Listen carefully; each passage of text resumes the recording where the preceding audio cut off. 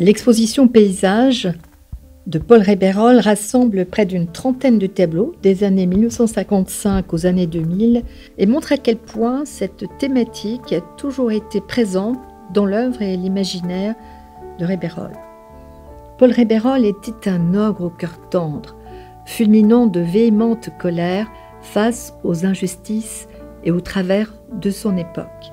Mais il aimait aussi beaucoup la nature et les paysages rassemblés au château de Chaumont-sur-Loire sont animés de la même puissance, de la même inventivité picturale que les œuvres violentes bien connues de lui.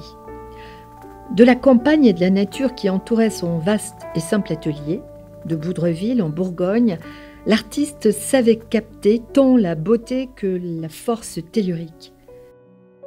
La nature est splendide et j'aime, disait-il, la vie un peu secrète qu'il y a au fond de la rivière, ce que l'eau apporte comme élément mystérieux, toute cette vie au fond, ce bruit, la nature me fascine. Chez lui, point de décor charmant et de peinture suave des champs environnants, mais des œuvres toujours très fortes et très profondes, sous l'effet de l'imaginaire de ce thaumaturge inspiré.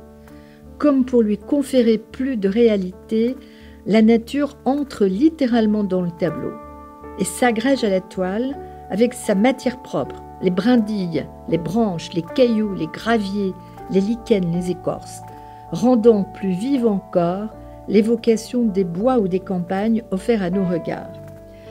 Les tableaux font surgir des arbres géants, des paysages spectaculaires dans lesquels le visiteur se plonge et s'immerge en raison de l'immensité voulue des toiles.